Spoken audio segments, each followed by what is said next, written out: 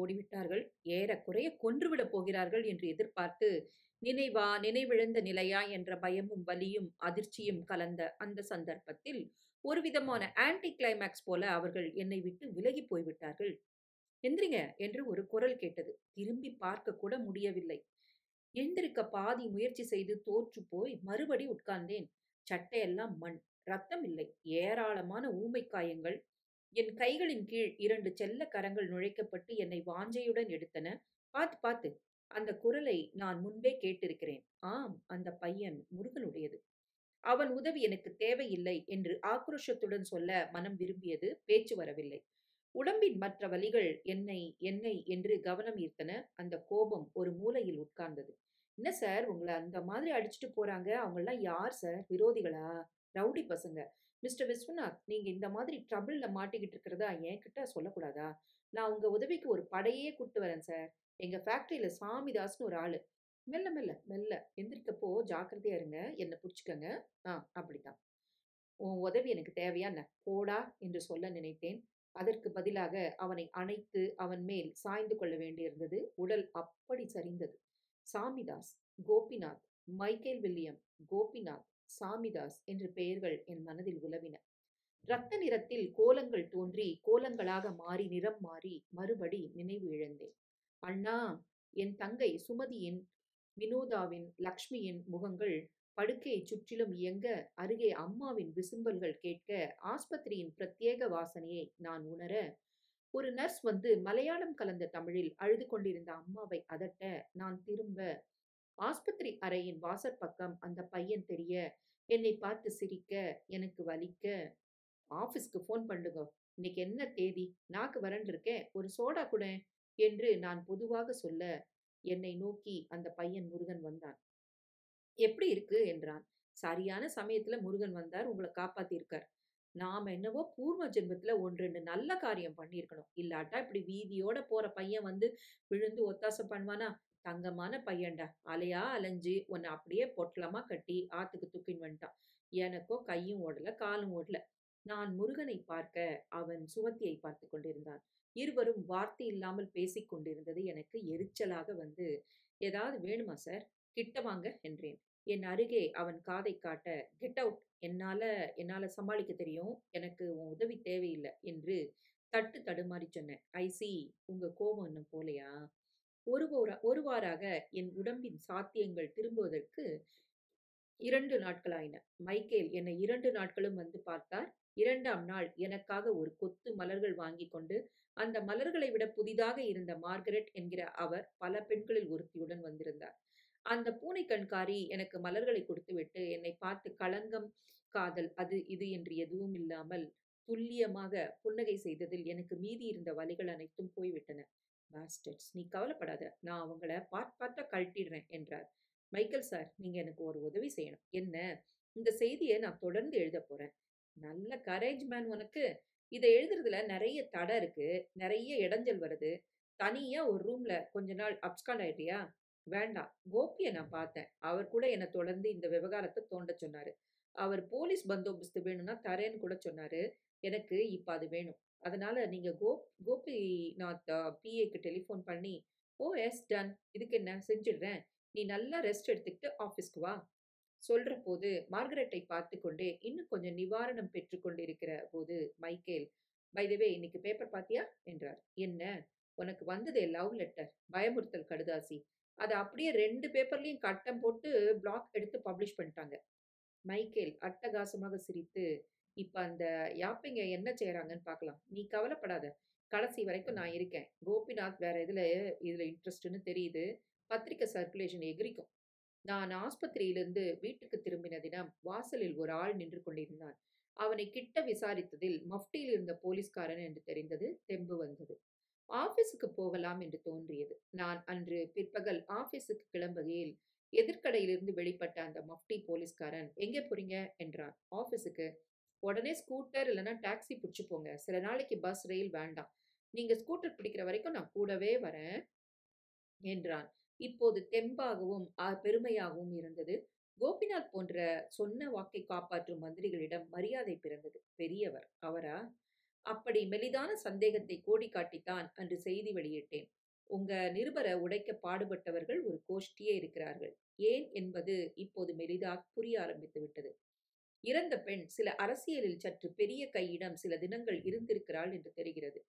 ரூபாவின் அம்மா பிடிவாதமாக இளமையின் ஓட்டத்துடன் போராடி பின்ன ஏறக்குறைய வென்றிருந்தது. அவள் முகத்தில் தெரிந்தது எத்தனையோ தடவை சாயம் பூசப்பட்டு பழுப்பாகிவிட்ட கேசம், அடக்கி கட்டப்பட்ட வயிறு, பெரிதான உதடுகள், லிப்ஸ்டிக்.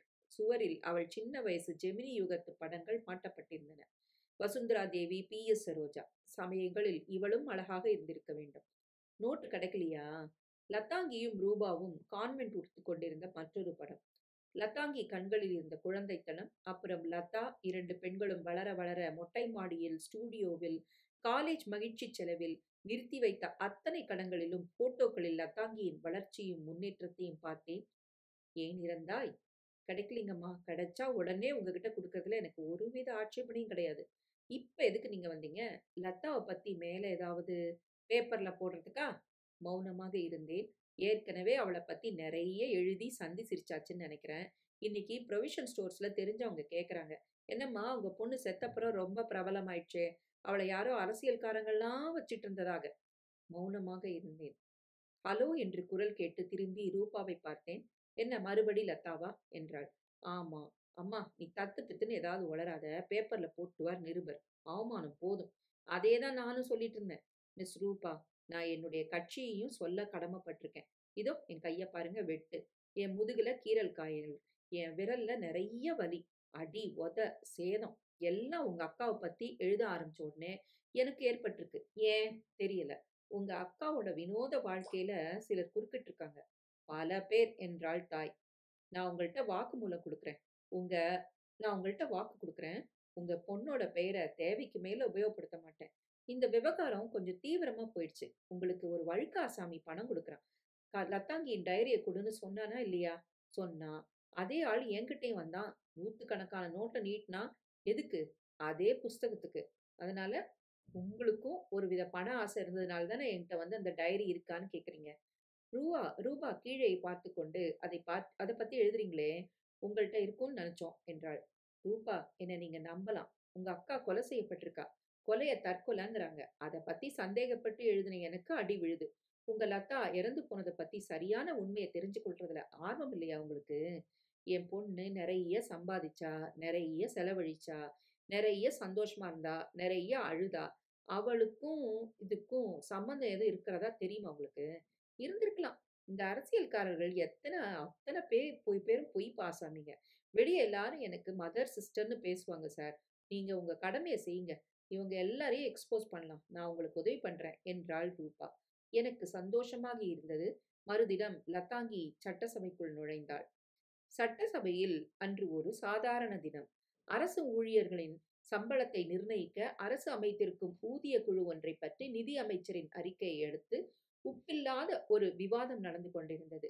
பெரும்பான்மையான எம்எல்ஏக்கள் வெளியே கேன்டீனில் காஃபி குடித்துக் கொண்டோ, ஹாஸ்டலை நோக்கி நடந்து கொண்டோ, இல்லை தத்தம் தொகுதிகள் பற்றிய தன்னலமான விஷயங்களிலோ ஈடுபட்டிருந்தார்கள். அப்போதுதான் கோபிநாத் திடீரென்று உள்ளே நுழைந்தாராம். அரசாங்க ஊழியர்களின் சம்பளம் இருக்கட்டும், அவர்கள் நாணயம் ஒழுக்கம் பற்றி இப்போது கேட்க விரும்புகிறேன் என்றாராம். சபாநாயகர் நிதி மந்திரியை பார்க்க, நிதி மந்திரி கோபிநாத்தை பார்க்க, நண்பர் எந்த சூழ்நிலையில் எந்த ஊழியரை பற்றி எந்த ஒழுக்கத்தை பற்றி பேசுகிறார் என கேட்க, அரசின் மிக முதன்மையான ஊழியரின் ஒழுக்கத்தை பற்றிய பிரச்சனை இது. தின ஒளியின் சமீபத்திய இதழ்களை படிச்சீங்களா என்று கேட்க, சபாநாயகர் குறிப்பா ஏதாவது உண்டா என்று கேட்க, ஒரு பெண்ணின் மரணம் பற்றி என்று பதிலளிக்க, அதற்கும் தற்போதைய ஒழுக்க பிரச்சனைக்கும் என்ன தொடர்பு என்று வினவ, தொடர்பா சொல்றேன் என்று தொடங்கிய கோபிநாத்தின் சட்டசபை பேச்சின் ஒரு பகுதியை இப்போது தருகிறேன். லதாங்கி ஒரு இளம் பெண். வசித்தது மயிலாப்பூர். மாலை வேளைகளுக்கென்றே உள்ள ஒரு பகுதி. இவள் சென்ற ஜூன் திங்கள் 19ஆம் நாள் மாலை தற்கொலை செய்து கொண்டு இறந்ததாக செய்தி வந்ததைத் தொடர்ந்து வரும் செய்திகளில் மறைமுகமாக காட்டப்பட்டிருக்கும் விஷயங்களில் இந்த லஞ்சமே இல்லாத அரசு கொஞ்சம் கவனம் செலுத்த வேண்டும். அந்த பெண் செய்து கொண்டது தற்கொலையா என்று சந்தேகப்படுகிறது அந்த பத்திரிகை குறிப்பு. தற்கொலை என்பது போலீஸ் கண்துடைப்பு என்று சந்தேகிக்க காரணம் இருக்கிறது என்கிறது பத்திரிகை. போகட்டும். இந்த அரசியல் கொலைகள் தற்கொலைகளாக மாறுவது இயல்பானதே. ஆனால் ஆனால் அந்த பத்திரிகையின் நேற்றைய இதழ் வெளிவந்த குறிப்பு என் இதய துடிப்பை தடுத்து நிறுத்தியது. அந்த பெண்ணுக்கும் நம் தலைவருக்கும் தொடர்பு இருப்பதாக சொல்கிறதே செய்தி. இந்த அவதூறை அனுமதிக்கலாமா? சபாநாயகர், தலைவர் என்ற நீர் யாரை குறிப்பிடுகிறீர்? இதை சொல்லணுமா? என்கிறார் கோபிநாத்.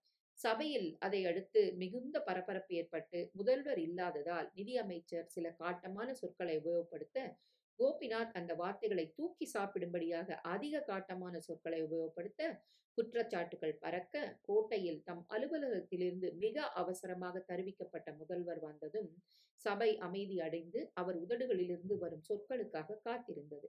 இதற்குள் பத்திரிகைக்காரர்கள் அனைவரும் செய்தி பறந்து நாங்களும் சட்டசபைக்கு அடைந்து விட்டோம். முதல்வர் கோபிநாத்தின் வயதினரே, சற்று மெல்லிய உருவம், தீர்க்கமான கண்கள், பெரிய உதடுகள், தலைவாழ் முழுவதும் வெண்மை நரையின் அடர்த்தி. பார்க்க ஏதோ ஒரு காலேஜ் புரொஃபசர் போலிருந்தார். கோபிநாத்தின் குற்றச்சாட்டை புன்னகையுடன் மறுபடி கேட்டிருந்து விட்டு, நான் தினசரி படிக்கல என்றார். சபையில் அது கொண்டு வரப்பட்டது. நாங்கள் பிரஸ் பகுதியில் உட்கார்ந்திருக்க, அந்த செய்தி, நான் எழுதிய செய்தி, சட்டசபையில் நிறுத்தி நிதானமாக வாசிக்கப்பட்டது. என் ரத்த அழுத்தம் அதிகமாகி காதில் சூடாகவே உணர்ந்தேன். ஏதோ தெரியாத்தனமாக ஒரு ஸ்வீட்டை போட ஒரு அணையே மடை திறந்தது போல் இருந்தது. அமைதியாக அந்த செய்தியை அதே நிலைமை மாறாத புன்னகையுடன் கேட்டார். கோபிநாத்தை பார்த்து, இதுல என்ன பத்தி எதுவும் இல்லையே, இதுல கூறப்பட்டிருக்கும் பெரிய தல தாங்கள் தான்ங்கிறது பரவலான அபிப்பிராயம். நண்பர் கோபிநாத் நிலைகுலந்து நேர்மை இழந்துட்டாரு. இந்த அபாண்டம் அனாவசியமானது. இந்த பொண்ணுக்கும் எனக்கும் எந்தவித சம்பந்தமும் இல்ல. எனக்கு தெரிஞ்ச ஒரே ஒரு இளம்பெண், என் அன்பிற்கும் முத்தங்களுக்கும் பாத்திரமான என் 9 வயது பெண். திருமதி லத்தாங்கி போன்ற நிழலான ஜனங்களை பத்தி நான் தெரிஞ்சு கொள்ள நண்பர் கோபிநாத் தான் உதவணும் என்றார். சட்டசபையில் பெஞ்ச் தட்டினார்கள். ஒரு பெண் தற்கொலை செய்து கொண்டாளா அல்லது கொலை செய்யப்பட்டாளா என்று சந்தேகப்பட்டு மாநிலத்தின் மிக முக்கியமான பத்திரிகை ஒன்று செய்து தருகிறது. இந்த அரசு வாளாவிருந்திருக்கிறது. இதற்கு என்ன அர்த்தம்? அரசாங்க பக்கபலத்துடன் தான் கொலை தற்கொலையாகி இருக்கிறது என்றுதானே? அபத்தம் என்றார் நிதி மந்திரி. இருங்க பேசட்டும். சமீபத்தில் இவருக்கு ஏற்பட்ட கருத்து இது என்றார் முதல்வர். சிரிப்பு. நெருப்பானார் கோபிநாத். இந்த பெண் இறந்ததை பத்தி சிரிக்கிறாரு. போலீஸ் நீதி இலாகாவும் உங்க கையில இருக்கிறதால சிரிக்க முடியுது. உங்களால கொலைய தற்கொலையாக்க முடியுது. இதற்கு பெரியவர், நண்பர் விரும்புறது என்ன? அந்த வழக்கு மறு விசாரணை செய்யப்பட வேணும் அப்படிங்கிறதானே என்றார். போதாது. முதல்ல அதை செய்வோம். தாயின் மேல் ஆணையாக, உங்களுக்கும் அந்த பொண்ணுக்கும் எந்தவித தொடர்பும் இல்லைங்கிறீங்களா? தாய், எந்த தாய்? உங்க தாயா, ஏன் தாயா, தமிழ் தாயா, இல்ல அந்த பெண்ணோட கன்னித்தாயா? இதற்கு மேல் சபையை கட்டுப்படுத்த முடியாமல் ஆரவாரம், கூச்சல் எல்லாம் அதிகமாகி எங்கள் பென்சில்கள் உடைப்பட்டு போலீஸ் உள்ளே வர, கோபிநாத் வாழ்க ஒழிக, மக்கள் தலைவன் வாழ்க, யார் வாழ்க யார் ஒழிக என்பது தெரியாது திணறி நான் வெளிவந்து ஜெஃப்ரில் பாட்சா கணக்கில் ஒரு சாக்லேட் சண்டே ஆர்டர் செய்து அந்த ஐஸ்கிரீம் நெஞ்சுக்குள் தந்த இதத்தில் முதல்வர் கண்ணனின் எதிர்காலத்தை எண்ணி பார்த்தோம்.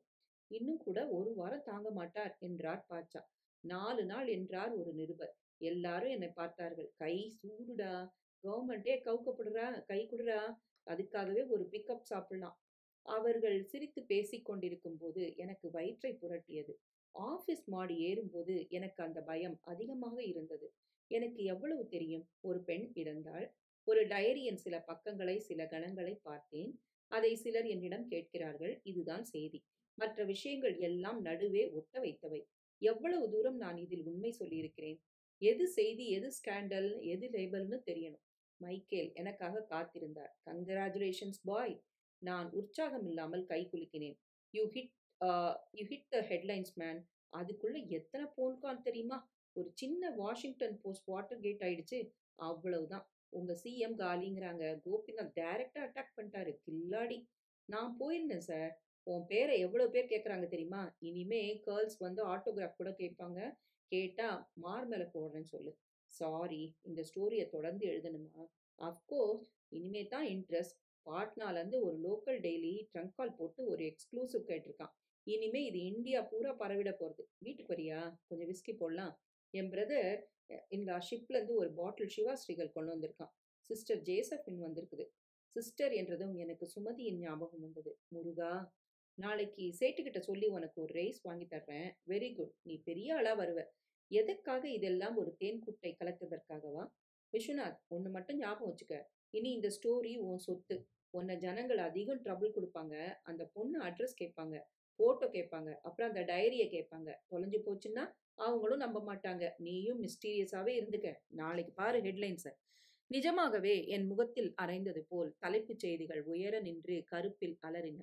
ஹிந்து கூட கொஞ்சம் பழசை மறந்துவிட்டு சற்று கொட்டை எழுத்துக்களில் பவ்யமாக குற்றம் சாட்டப்படுவதாக கூறப்படுகிறது என்ற தாமரை இலை தண்ணீராக எழுதியிருந்தது.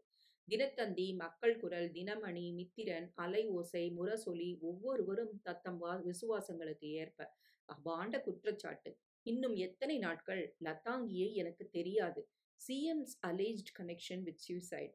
எல்லாவற்றிலும் தினஒளி நிருபர் விஸ்வநாத் என்பவருக்கு நிகழ்ந்த வினோத அனுபவங்கள் பட்டியலிடப்பட்டிருந்தன.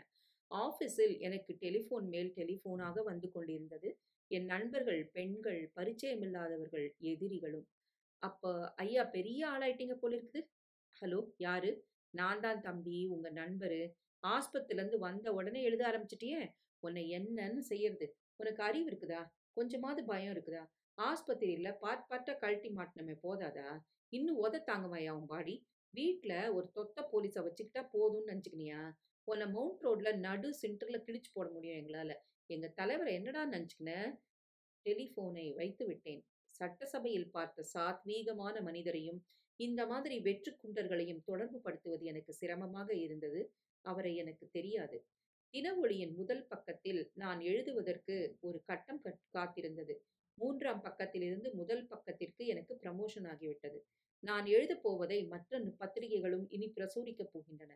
திடீர் என்று எனது பெயர் நமது நகர நிருபர் என்கிற அனாமத்திலிருந்து கே விஸ்வநாத்தாக மாறிவிட்டேன். ரெட்டி போல நான் இனி ஒரு காலம்னிஸ்ட், நிருபன் அல்ல. சந்தோஷப்படவே தோன்றவில்லையே. மாலை 7 மணிக்கு வீட்டுக்குச் சென்றேன். வினோதா 3 வீரர்கள் என்கிற சினிமா பார்க்க வேண்டும் என்றாள். சனிக்கிழமை அழைத்துப் போவதாய் சொன்னேன். வினோதா, இது ஏது பட்டுப்பாவாடை என்றேன். நன்னா இருக்காண்ணா? ஏது இது? முருகன் ஒருத்தர் வரல, சுமதியோட ஃப்ரெண்டு. அவர் வாங்கி கொடுத்தாரு. என்னது? அறிவு கிட்டவளே! அவள் மிரண்டு பார்த்தாள். என் கண் முன்னால இந்த பாவாடையோட நிக்காத என்று சீறினேன். அவள் உள்ளே ஓட நான் அம்மாவை கூப்பிட பக்கத்து பார்மசியிலிருந்து எனக்கு டெலிபோன் வந்திருப்பதாக செய்தி வந்தது. ஹலோ, உடனே ஆபீஸ்க்கு வாயா, ராஜினாமா கொடுத்துட்டாரு. சென்னையில் ஏறக்குறைய எல்லாரும் தூங்கிக் கொண்டிருக்கிற சமயம் நான் ஆபீஸை அடைந்தேன். உக்கிரமான விளக்குகளின் கீழ் ரோட்டரி செய்தி பசியுடன் காத்திருக்க எல்லோரும் வெள்ளமாக டீ குடித்துக் கொண்டு விழித்திருந்தார்கள். முதல்வர் கண்ணனின் அவசர பிரஸ் கான்ஃபரன்ஸிலிருந்து திரும்பி வந்திருந்த நசீரை எல்லோரும் சூழ்ந்திருந்தார்கள். அவ்வளோதாயா அந்த ஆளு, அவருடைய பொலிட்டிக்கல் கேரியர் முடிஞ்சு போச்சு. ராஜினாமாவே கொடுத்துட்டாரா? கிளீனா கொடுத்துட்டாரு. கட்சியோட பின்பலம் இல்லைன்னா என்ன செய்வான் மனுஷன்? அவர் கொடுத்த செய்தியை படிக்கிறேன் கேளு. அன்பிற்குரிய தாய்மார்களே, மரியாதைக்குரிய பெரியவர்களே, நாம் துவங்கிய இந்த நல்லாட்சிக்கு களங்கம் விளைந்து விட்டது. களங்கம் தற்காலிகமானது. நிலவை மறைக்கும் முகில் போன்றது என்று நீங்கள் சொல்லலாம். இருந்தும் அது என் மேல் ஏற்பட்ட களங்கமே. அது நீங்கும் வரை நான் என் பதவியிலிருந்து விலகி நிற்க விழைகிறேன்.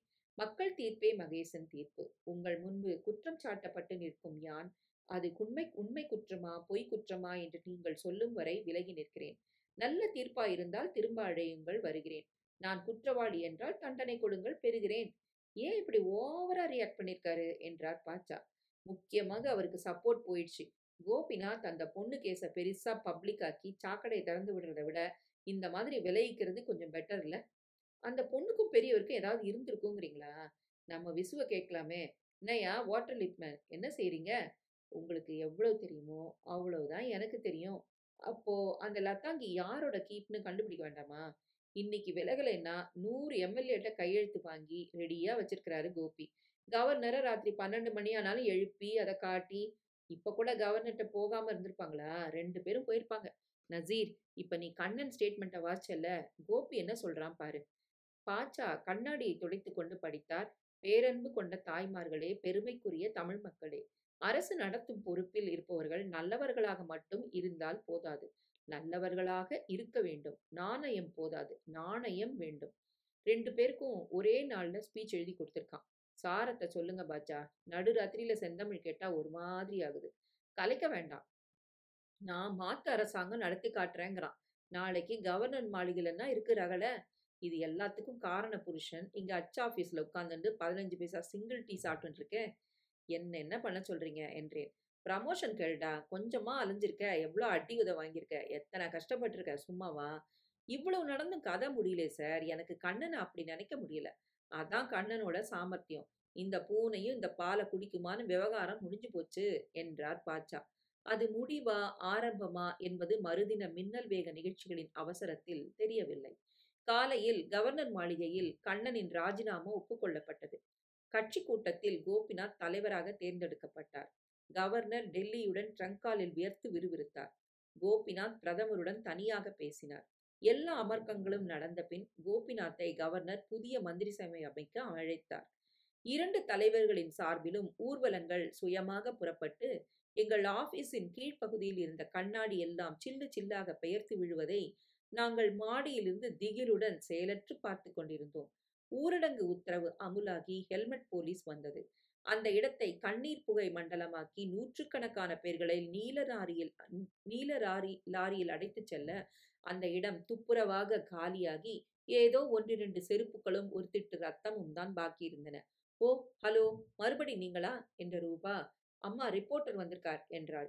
நான் அம்மாவை பார்க்க வரல, புன்ன உங்களை பார்க்க வந்தேன். எதுக்கு? காதலா? ஜஸ்ட் லைக் தட், ஆறுதலுக்கு, உங்க அழகுக்கு என்றேன். பரிச்சயமான வாக்கியம் இது. ஒரு போயிங் பைலட் இப்படித்தான் ஆரம்பிப்பான். ஆரம்பிச்சு he is waiting to lay me. அதிர்ச்சியுற்றேன். மட்டமான விஷயங்களை இங்கிலீஷில் அவ்வளவு சொகுசாக சொல்லிவிட முடிகிறது. நான் உங்களை பார்க்க வந்ததுல எந்த விதமான ஹாரிசான்டல் இன்டென்ஷனும் இல்லை. அவள் சிரித்தாள். தொடர்ந்தேன். என்ன ஒரு கவலை நிழல் போல தொடருது. என் ஆஃபீஸ்ல நிம்மதி இல்ல. வீட்ல நிம்மதி இல்ல. உங்க அக்காவோட கதைய தெரியாத்தனமா எழுத போய் அது இவ்வளவு விபரீதத்துக்கு கொண்டு போய்விட்டது. யாரிட்டமாவது சொல்லலான்னு அழலாமான்னு கூட தோணுச்சு. உங்கள தவிர வேற யாருக்கும் தோணல. ரூபா இப்போது என்னை பார்த்ததில் சற்று அனுதாபம் இருந்தது. அவளை கிட்ட போய் தொட்டு பார்த்தால் தான் உண்மையானவள் என்று தெரிந்து கொள்ளலாம் என்று தோன்றியது. இங்கிருந்து பார்ப்பதற்கு நம்ப முடியாத மென்மையுடன், நம்ப முடியாத நாசுக்குடன் இருந்தாள். அவள் சாரி விலகி மார்பு தெரிந்ததில் கள்ளத்தனமோ வேணுமென்றோ எதுவும் தெரியவில்லை. இயற்கையாக இருந்தது. அவள் அப்படியே சுற்றி சுற்றி புடவையை களைந்து உள்ளுடைகளுள் நின்றாலும் அதில் அசிங்கம் எதுவும் இராது. என்ன பார்க்குறீங்க என்றாள். இன்னைக்கு எந்த ஊருக்கு போகணும் என்றேன். பெங்களூர், ராத்திரி ஃப்ளைட். இன்னைக்கு உங்களுக்கு ஜலதோஷமா இருக்கட்டுமே, அல்லது விஷஜுரம் ஏதாவது இருக்கட்டுமே. மெட்ராஸ்ல வேற ஏதாவது ஹேர் ஹோஸ்டஸ்கள் இல்லையா? பெங்களூருக்கு போய் வர நீ ஒருத்தி அகப்பட மாட்டாளா? நீங்க என்ன சொல்றீங்க? ஹிட்ச்காக் என் ஃபேமிலி பிளாட் வந்திருக்கு. ராத்திரி ஷோ போலாமா? நான் ஒரு ஹிட்ச்காக் தான். படம் பார்த்துட்டு அதற்கப்புறம் அஜித் சிங் பாடுவதை கேட்டுக்கொண்டே சாப்பிட்டோம். நான் என் பயங்கள் அத்தனையும் அவளிடம் சொன்னேன். கேட்டுக்கொண்டிருந்தாள். அவளை வீட்டுக்கு கொண்டு போய் விட்டு மிக நல்ல பிள்ளை போல் வீட்டுக்கு போய் வருகிறேன் என்றேன். அவள் என் கையை அழுத்தி கவலைப்படாதீர்கள் என்று மேலே என் கையை எடுத்துக்கொண்டு போய் தன்மேல் வைத்து கொண்டாள். அந்த மென்மையான செயல் எனக்கு 1 வருஷத்துக்கு உற்சாகம் அளிக்கும் போல் இருந்தது. வீட்டில் சுமதி திறந்தாள். என்னை பார்த்ததும் அவள் பார்வை தாழ்ந்தது. காதல் வசப்பட்டிருக்கிறாள். காதலில் எனக்கு நம்பிக்கை கிடையாது. இருந்தும் ரூபாவுடன் எனக்கு ஏற்பட்டிருக்கும் அந்த உணர்ச்சிக்கு ஏறக்குறைய ஏதாவது பெயரிட வேண்டாமா? ரூபாவை அப்படியே வலிக்காமல் கடித்து சாப்பிட வேண்டும் என்கிற ஆசை. அவளை அந்த இளைஞர்கள் ஓரப்பார்வை பார்த்து அவள் அங்கங்கள் அனைத்தினும் மேலும் அந்த பார்வைகள் படரும்போது எனக்கு ஏற்பட்ட பொறாமை. டாக்ஸியில், சினிமாவில் அவள் என்மேல் இயல்பாக பட்டபோது ஏற்பட்ட இதம், அவளுடன் நடக்கிற போது ஏற்பட்ட குஷன் வைத்த சந்தோஷம், அவள் மார்பை தொட்டபோது ஏற்பட்ட ஆச்சரியம், எல்லாவற்றிற்கும் கச்சிதமாக ஒரு வார்த்தை, காதல். பரவாயில்லை சுமதி என்றேன். குரலில் இருந்த சாந்தமே அவளை ஆச்சரியப்படுத்தியது. அந்த பையன் முருகன் ஆஃப்டர் ஆல் நல்ல பையன்னு தோணுது. அவன் மேல எனக்கு எந்த வெறுப்பும் இல்ல. உன்னை பத்திய கவலை தான் எனக்கு. அவன் வளர்ந்த சூழ்நிலை வேற, மாமிசம் அது இது. அவர் மாதிரி சைவத்தை நீ பார்க்க முடியாதண்ணா. திருவாசகத்தை இயற்றியது யார் தெரியுமா? மாணிக்க வாசகர் நினைக்கிறேன். ஏன், அதுல ஒரு பாட்டு சொல்ல முடியுமா உன்னால? முடியாது. முருகனுக்கு அத்தனையும் தெரியும். அவருடைய பக்தி நம்முடையது போல பண்டிகை நாட்கள்ல வரும் பக்தி இல்ல. உண்மையான பக்தி. அப்புறம் அவன் மேல உனக்கு ரொம்ப ஆசைதான். Have you can to bed with him? நான் தயாராக இருந்தேன். அவர்தான் மாட்டேன்னு சொல்லிட்டார் என்று கண் சிமிட்டி சிரித்தாள். உள்ளே சென்றாள். லதாங்கி சரித்திரத்தை தொடுகிறாள். ஹெலன் போலவோ கிளியோபாட்ரா போலவோ உலக சரித்திரத்தில் மிகப்பெரிய மனிதர்களை கவிழ்த்த பெண்களில் ஒருத்தியாக இல்லாவிடினும் ஒரு துணைக்கண்டத்தின் ஒரு முக்கிய மாநிலத்தின் முதல்வரை கவிழ்த்து நம் சரித்திரத்தில் ஒரு ஓரத்தில் இடம் தேடிக் கொண்டிருக்கிறாள் லதாங்கி என்று தொடர்ந்து நான் தெளிவாக குறிப்பெடுத்து விரிவாக எழுதி கொடுத்துவிட்டு சென்ற செய்தியில் ஒரு வரி கூட மறுநாள் தின ஒளியில் வரவில்லை. நீக்கப்பட்டிருந்தது. என்னாச்சு பாட்சா சார் என்றேன்.